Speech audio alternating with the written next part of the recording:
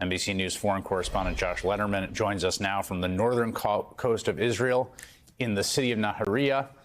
Josh, what are you hearing today as the mobilization seems to be nearing the beginning of some kind of ground offensive?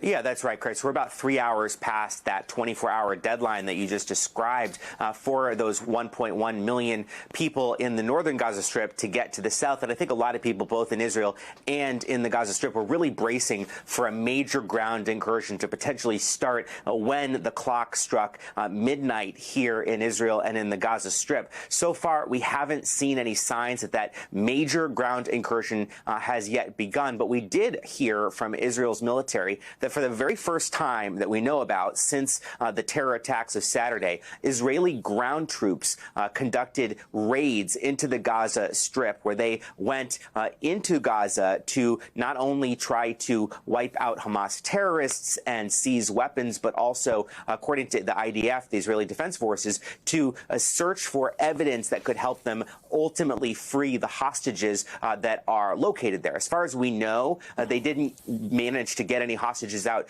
during this one incursion, but it does seem to suggest that Israel is building up very quickly towards a much larger offensive into the Gaza Strip, as the humanitarian situation, as you described, is really just getting worse and worse. In fact, we learned that as those civilians are trying to evacuate to the south, some 70 or so of them were killed today in 3 convoys that were heading south by Israeli airstrikes. That's according not only to Palestinian health officials, but also to local witnesses that NBC News was able to speak to within the Gaza Strip. And there are real concerns tonight within Israel that this crisis could soon start to expand beyond the Gaza Strip to the other fronts that Israel has to deal with, most notably up where I am in northern Israel along the border with Lebanon, where Hezbollah made clear today that they do not plan to sit this out. They have been fairly restrained compared to what we've seen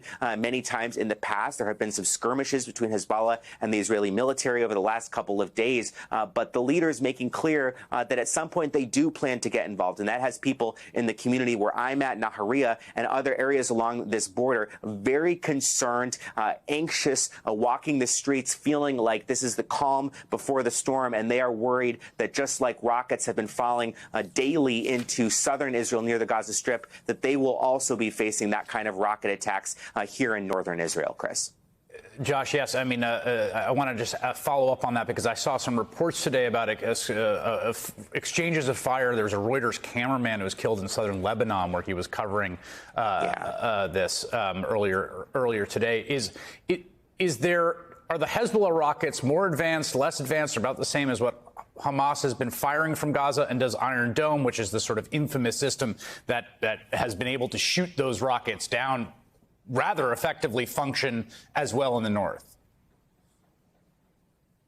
That's a great question. So one thing to remember is that both Hamas and Hezbollah get a lot of support from Iran, a country that has a very advanced missile system. And so in both of these countries, it's not simply, pedestrians who are making their own rockets out of whatever they can find. They have training, they have support, they have supplies being brought in. That having been said, Hezbollah is known to have longer-term rockets. And in fact, the air defense system here in the north, it's a layered air defense system, but they have a special program in place really to address rockets that are of the longer range, somewhere in the 60 to 100 mile range. And so they really are acutely aware of that threat from those longer range rockets that could reach deeper into Israel because of the capabilities that Hezbollah has amassed over the years.